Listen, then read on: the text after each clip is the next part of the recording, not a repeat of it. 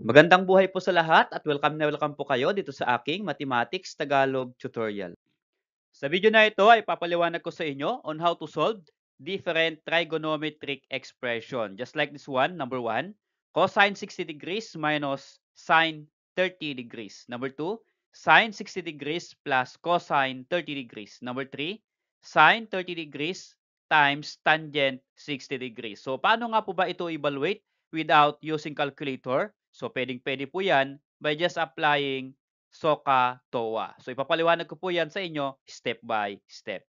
Okay, so let's start with number 1 example. Evaluate the value of the following expression. So ito po ay trigonometric expression. So cosine 60 degrees minus sine 30 degrees. So makakalculate po natin yan without calculator. So paano? Kailangan po natin yung ating right triangle. So ang right triangle po natin ay special angles dapat 30, 60, 90. Kasi itong 60 degrees at 30 degrees na given ay special angles po ito. So mula po dito sa ating right triangle, alamin po natin ano po yung shorter leg. Ang shorter leg po ay opposite ng 30 degrees at yung ating pong longer leg ay opposite ng 60 degrees. Okay. At syempre, yung ating longest side, ito po opposite ng 90 degrees, ang tawag po diyan ay hypotenuse. So mula po dito sa shorter leg, longer leg at hypotenuse, meron po kasing formula ng spatial angles sa 30, 60, 90. Ano po? So ang formula po ay, let us say, ang shorter leg natin, set po natin na 1. So kung given po yung shorter leg, makokolekta or masasagutan po, makakalculate po yung hypotenuse. Kasi ang pagkuha po ng hypotenuse sa 30, 60, 90 ay shorter leg times 2. Kaya ang shorter leg ay 1 times 2, kaya ang sukat po niyan is equal to 2. Okay? So 1 times 2 is equal to 2, kaya ang hypotenuse is 2. Okay? So how naman kapag ikakalculate natin yung longer leg given yung shorter leg? So ang pagkuha po naman ng longer leg ay multiply natin yung shorter leg times square root of 3. So what is 1 times square root of 3?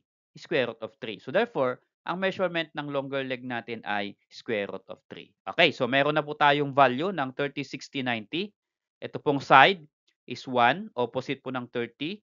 At this side, longer leg, opposite po ng 60 ay square root of 3. At yung ating pong hypotenuse is equal to 2. Okay. So, mula po dito, i-apply po natin yung ating SOHCAHTOA, okay? Kasi sine, cosine, tangent. Ano po? So, yung SOHCAHTOA po na ito po yung formula na mag-guide sa atin para hindi natin makalimutan yung formula ng trigonometric ratio. Okay? Unahin po natin ito. Cosine 60. So, ito po yung ating 60 degrees. Okay? Lagyan ko po ng marking. Okay? So, sabi po niya, pag sinabing cosine 60, ito po yung kanyang formula sa ating keyword. So, katawa. So, C po, C is equal to EH. Ibig sabihin, cosine is equal to adjacent over hypotenuse. Okay, bilugan ko yung ating K. Okay, so ano po yung adjacent ng 60 degrees? So, ito po yung ating 60 degrees. Ito pong side na itong katabi niya ay yan po yung kanyang adjacent. So, ang adjacent po dito ay 1. Adjacent ng 60. At yung kanyang hypotenuse, kasi adjacent over hypotenuse, ang hypotenuse naman po ay 2. So, therefore, ang cosine 60, ito ay adjacent 1 over hypotenuse 2. So, 1 over 2. Okay, lagay po natin dito.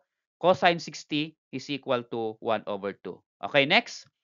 Since ang operation ay minus, so i-minus natin.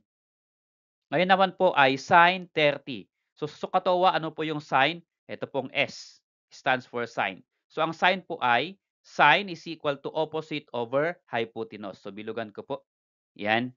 So ito po yung ating 30. Lagyan ko ng marking. Okay, so ito po yung 30. Kunin natin yung kanyang sine. So ang sine po ay opposite. So ano po yung opposite ng 30? Ang opposite ng 30, ito po, shorter leg. So ang sukat ng shorter leg ay 1. Okay? So opposite niya ay 1 over hypotenuse. Ang hypotenuse po natin ay 2. Okay? Kaya ang sine 30, ito po sine 30, opposite 1 over hypotenuse 2. So 1 over 2 ang sine 30. So lagay ko po dito. Yan, 1/2. Okay, notice here, the same po yung kanilang result. Cosine 60 is 1/2, sine 30 is 1/2 also. Since ang operation ay minus, we are going to subtract. So what is 1/2 minus 1/2? Is to subtract a number by itself that is equal to 0. Okay, so therefore, ang result kapag in-evaluate natin itong cosine 60 minus sine 30, that is equal to 0. Okay, so how about this number 2? Sine 60 degrees plus cosine 30 degrees. Okay, again, to evaluate or to solve, kailangan natin itong right triangle. Kasi ang angle na given dito ay 60 and 30 degrees. Okay, so ito po yung ating 30, 60 degrees. Given na po ulit yung kanyang measurement of the sides, 1, hypotenuse 2, longer leg, square root of 3. Okay, so and yung ating, syempre, huwag natin kakalimutan yung ating keyword. Ito yung magbibigay sa atin o magga-guide. So, katowa. Okay, so sine 60 degrees plus cosine 30. Unahin natin itong sine 60 degrees. Ito po yung ating 60 degrees. Okay, lagyan ko po ng marking. Okay, so ito po ay sine sa ating keyword. So, katowa. So, S po siya. So, sine is equal to opposite over hypotenuse. So, biligan ko po yung ating sine, OH. Okay, so ano po yung opposite ng sine 60? 60. Opposite po ng 60 ay ito pong square root of 3. Okay, over hypotenuse is 2. Therefore, ang sine 60, opposite square root of 3 over hypotenuse 2. So, square root of 3 over 2. So, lagay ko po dito, square root of 3 over 2. Okay, next. Ang ating pong operation ay plus, kaya pa-plus po natin. Cosine 30. Ito po yung ating 30 degrees. Okay, lagyan ko po ng marking yung ating 30 degrees. Ngayon naman po ay cosine. So, ito pong ka. Cosine is equal to adjacent over hypotenuse. So, again, bilugan ko. So, next, kunin natin yung value. Ano po yung adjacent? Kasi ka ng 30 degrees. Ito po yung 30. Ang kanyang adjacent ay, ito po ang katabi niyang side, square root of 3 over hypotenuse 2. Okay? So, square root of 3 over 2 ang cosine 30.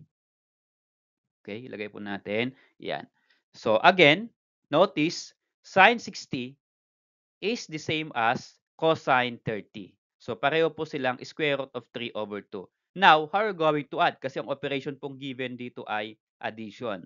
So, to add, since pareho po yung kanilang denominator na 2, okay, ang gagawin lang po natin dyan, add the numerator and copy the denominator. Okay? So, i-add natin yung numerator, square root of 3 plus square root of 3. Ang radicand po niya ay parehong 3, so we can add the whole number before the radicand. Okay, so ano pong whole number dito? 1, then ito po ay 1. So 1 plus 1 is equal to 2. And then, copy natin yung kanilang radical part, square root of 3. Okay, and then over, syempre, copy lang natin yung denominator na 2. So, 2 square root of 3 over 2. Yan na po ba yung sagot? Notice here, pwede pa po natin itong isimplify. Since ito po ay division, wala pong operation between 2 and square root of 3 or multiplication po ang operation between 2 and square root of 3. So, pwede pong i-divide itong 2. Cancel po natin. 2 divided by 2 is equal to 1. So, cancel po natin. So, ang matitira po dito ay square root of 3. Okay? So, that is equal to square root of 3. So, therefore, kapag in-evaluate natin or sinolve natin yung sine 60 degrees plus cosine 30 degrees, the result is square root of 3. Okay, so about this number 3 example, the given is sine 30, then wala pong operation na nakalagay dito. Ibig sabihin, pag wala pong operation na namamagitan, yan po ay multiplication. Ano po? So, sine 30 degrees tangent 60 degrees is the same as sine 30 degrees times tangent 60 degrees. Again, yung given po na angle ay spatial angle since 30 and 60. So, to solve, kailangan po ulit natin yung ating right triangle na 30, 60, 90. Okay, at syempre, yung ating SOHCAHTOA. Ayan po yung ating guide. So, unahin po natin itong sine 30. Ito po yung ating 30. Lagyan ko po ng markings yung ating 30 degrees. Okay? So, sine 30, ito po. So, opposite over hypotenuse. So, ang opposite po ng 30 ay 1. Ang opposite po ay 2. So, ang sine po ay 1 over 2. Okay? So, sine 30 is 1 half. Then, i-multiply natin since times po ang operation. Tangent 60.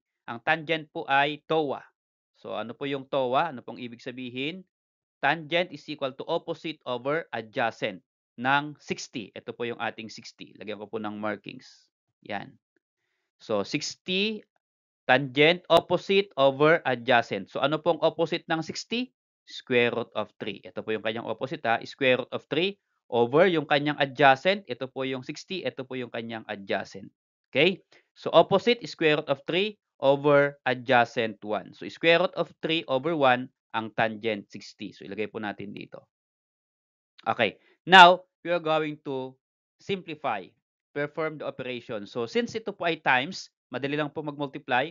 Multiply numerator and multiply denominator. So, ang numerators po dito ay 1 and square root of 3. So, 1 times square root of 3 is square root of 3 over yung denominator, 2 times 1 is equal to 2. So, square root of 3 over 2. Ngayon, pwede pa bang isimplify ito? Hindi na po yan pwedeng isimplify. Okay? So, therefore, yan po yung ating final answer sa sine 30 degrees times tangent 60 degrees.